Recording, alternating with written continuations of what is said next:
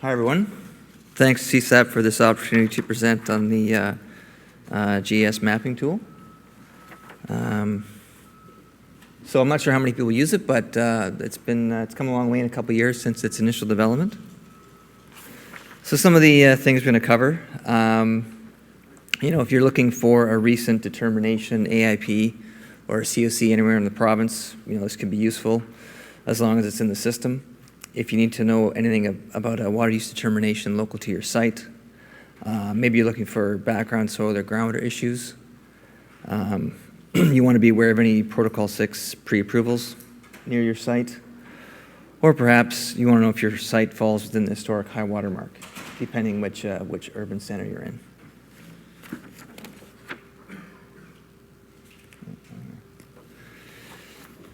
So getting started, for those of you who aren't familiar with it, basically if you went to the CSAP webpage and went to the top right, you see the submission manager login.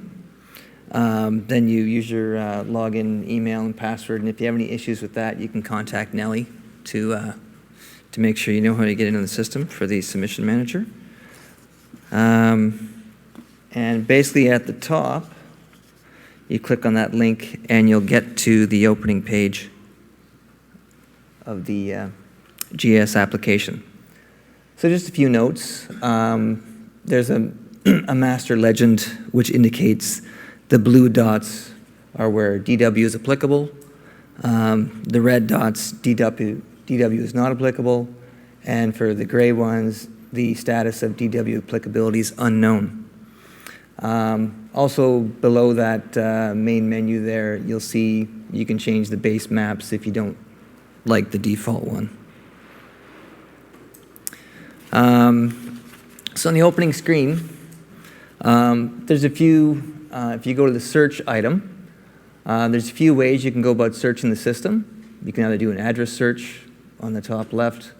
You can insert the site ID on the second entry query, or you can go down to the filter and you can see, well, there's a number of documents listed there between determinations, COCs, AIPs, and there's also a secondary filter on whether you're looking for an instrument where DW applies or not.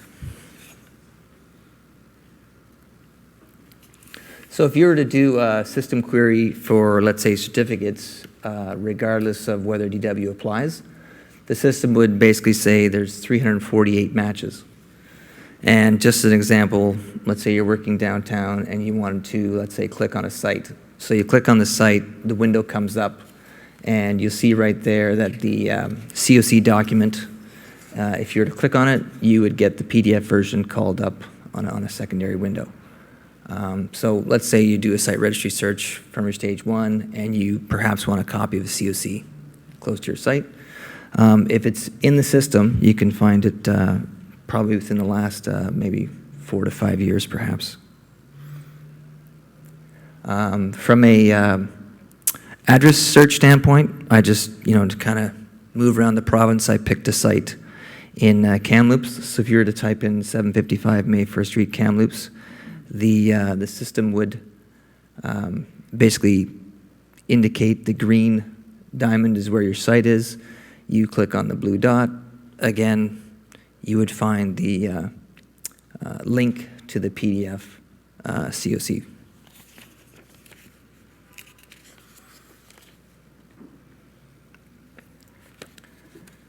Then also, if you happen to be looking for a determination, same sort of thing, just set the determination filter.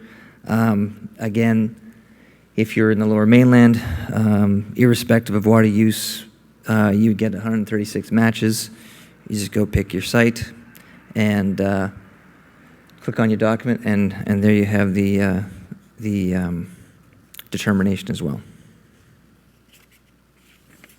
I know this isn't very hard stuff. It's kind of dry, but it is useful.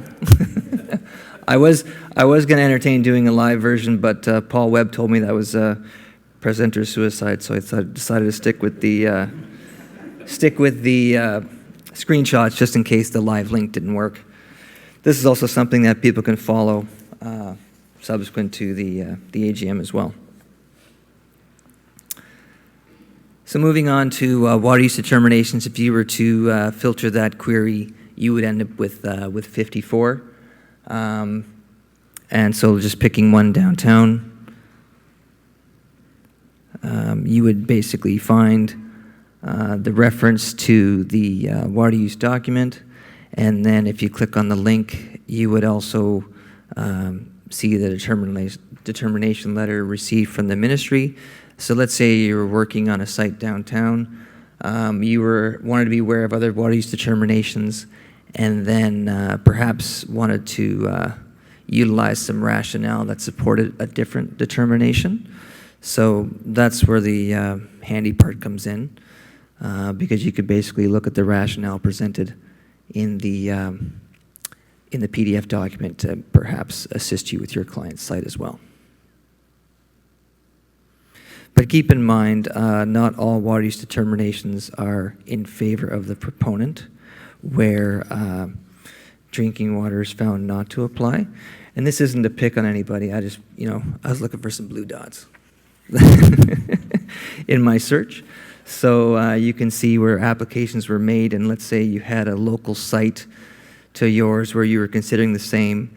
And again, the review of the rationale in those documents would also perhaps help you in evaluating your client's site, whether you thought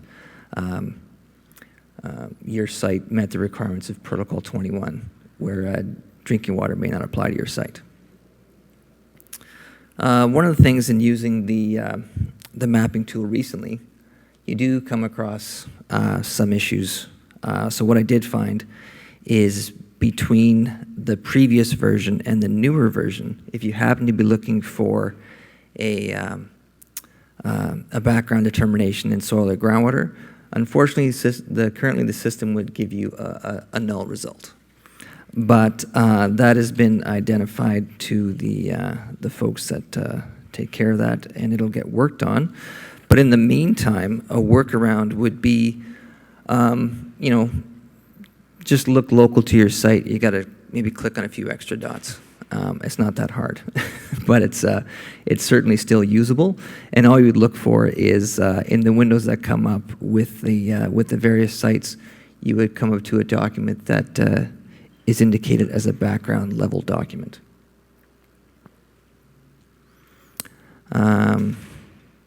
Moving along, in the case of P6 pre-approvals, there's certainly a lot less in the system than let's say other documents, but still, if you did that filter, you would come up with 17 matches. So if we were to look at one in, I just chose one here on Kingsway. You come up with the pre-approval document, and again, if you're looking for whether your site is local to this area or you want to be aware of other pre-approvals that were provided by the ministry, and you're looking perhaps for some rationale to either avoid, let's say vertical delineation where you might affect an underlying aquifer or things of that nature, you can certainly go to the long list of rationale that the ministry evaluated and hopefully agreed with to support the pre-approval.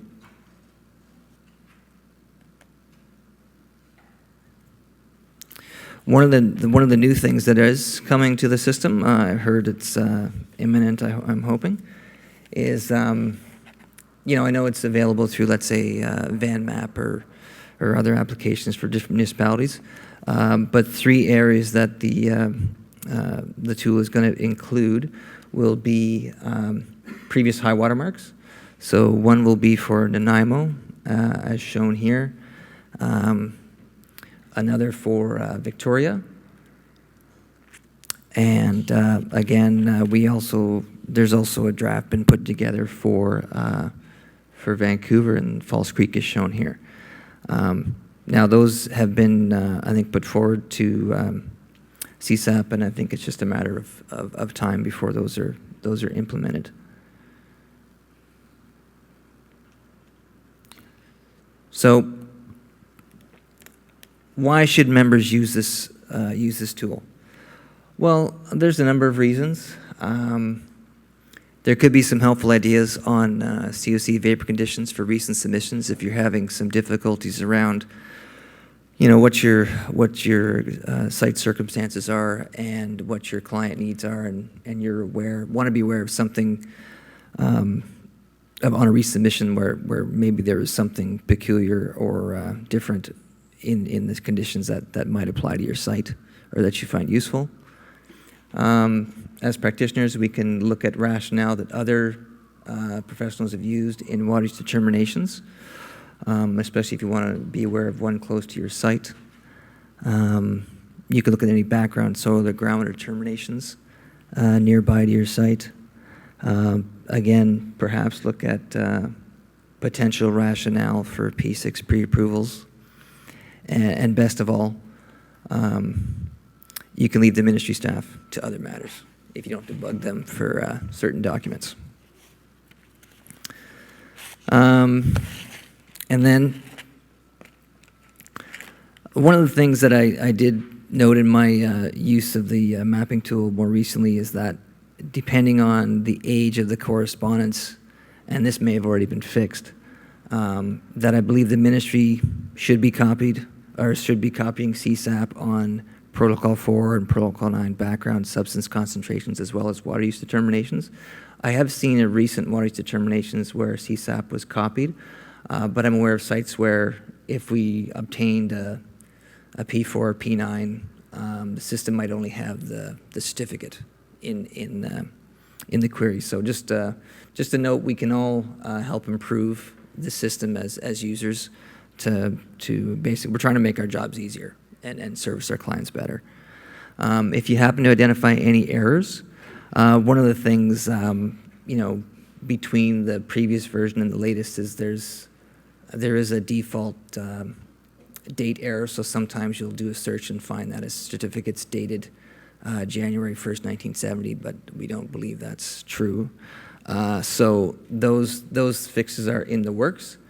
But as members that do submissions and are familiar with certain parts of the province where you're practicing, if you see certainly mistakes, then just please make CSAP maybe send Anna an email on those mistakes, as we will look to getting those fixed. And if you have any ideas for improving the mapping tool itself, please let CSAP know, and we'll look at finding the budgets and wherewithal to get that done. And this is a pretty quick one, but that's about it. Any questions? Yes, Sam? It would appear that when the MOE issues a legal instrument directly, presumably it's the high-risk site, that it's not getting put onto this mapping system. Is that the case, and is there something you can done to get those? Well, the process is being reviewed, and there was a bit of a difference between, let's say, the 2015 version and the version that was updated last year. So as far as how the database query works, that's something that is getting looked at. I know that a lot of times things get sent to CSAP, and I think it's just a matter of getting a proper QC process in place so that things that should be entered are entered. Like, because typically there's stuff there within the last 5 years. There might be some stuff I found stuff that's dated 2004. I'm not really sure why it's there, because, but so I think it's just a matter of awareness and perhaps following up. So if members are even aware of those submissions and you find that it's not making its way into the system, like, we should have a means of making notes of these things and following up so that the tool is more useful in the end. Sam? Chuck, one quick one on PVPs. Is that planned for or currently included in the documents that are being posted? I don't believe they're being posted, but that's something we could look at. One of the things I didn't cover in the presentation is if you go back to the general search, there is at the bottom of the list on the left other instruments or documents, but I think I found 3 sites in the province, and those might be related to pre-approvals specifically, but not necessarily PVPs. Right, because the CSAP does have PVPs posted on their website. Yeah. Just seems like something to tie in. Yeah, it's certainly a good idea. And the one other question I had, or was wondering about that last point about, the P4, P9 determinations Right. and water use determination like decisions. When you say that CSAP should be copied, is that something that maybe the ministry, when they make the decision, issue something, would copy? How would that work when, say, a client may not be necessarily agreeable to releasing all that from a consultant to CSAP? Yeah, I know, but the one thing to keep in mind, and that's certainly a point of discussion, Sam, is that typically if a proponent is looking at a protocol 4, protocol 9, or a water use determination, I think it's common that they may be seeking an instrument in the end. If they're not, maybe there's a means of screening that, but, because those submissions are outside of Protocol 6, and it's just strictly between the proponent, the consultant, and the ministry, that might be reason why CSAP's not copied. Now, I'm only saying that because in submissions where I've had all three or even one of those three involved, that if you look in the system and it's in the last 5 years, you just find the certificate perhaps, where the other information would also be useful. But I'd agree that it should be up to the proponent whether or not they want that information shared with CSAP. Yeah, I certainly agree it'd be useful. Yeah. I just had a question on background. Could you go back to, I probably missed the meeting where Sure. you started this up. Where did you get the database? When did you start? How far back does it go? Does it include the site registry? Does it go before that? Well, I mean, to my knowledge, it covers information. Oh, for the most part, you're going to find things 2012 and later. But in doing my queries more recently, I did find background somewhere in the island from data like 2004. So I think that there's certainly some work. There could be a push to populate the database. And maybe Peter can speak to that because I haven't been familiar in its development, but more so in its use, let's say. Yeah. Oh, I don't know about comfort letters. We're going there back there. So the certificates that are on the database are only in the new way of doing it, new TG6 Protocol 21. Anything before the new way of determining drinking water is applicable or not is not there.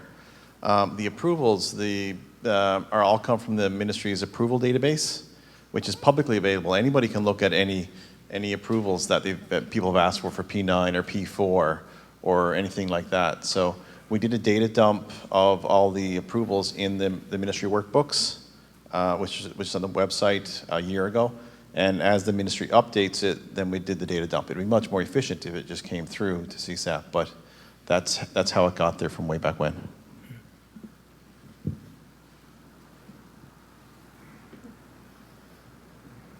Yes. Is this intended to be just AP access, or is it, can anyone get access? Well, it is just AP access, but Is there a reason for that?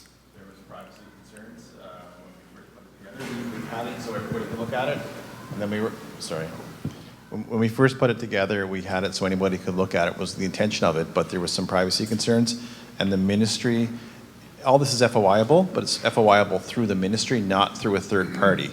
So that's why it's only available for CSAPs, in order for you to be able to do your work more efficiently.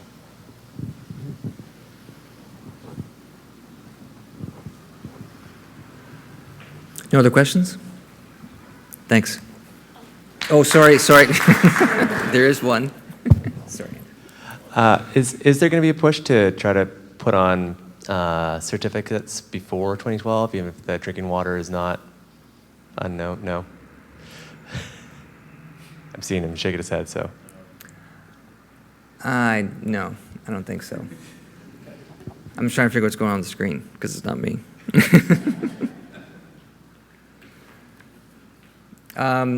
I think that for the most part, the focus is on things that are relevant today, and as far as how far back we go, that would be a bigger push as far as how the database is populated and QA'd, because there are some issues with you know, sometimes you'll have multiple documents if you click on one of the dots at a site, and there's a different result for a different site somewhere else in the province, and that's merely a lat-long issue. But these things will eventually all get worked through, and I think for the searchable list that's there, that's going to be primarily, I think, what will remain. The only addition might be, to Sam's point, addition of PVPs would probably be a good idea as well. And you know, as far as where this, what this looks like in 5 years, well, that could be different too, depending on the budget and resources allocated to it.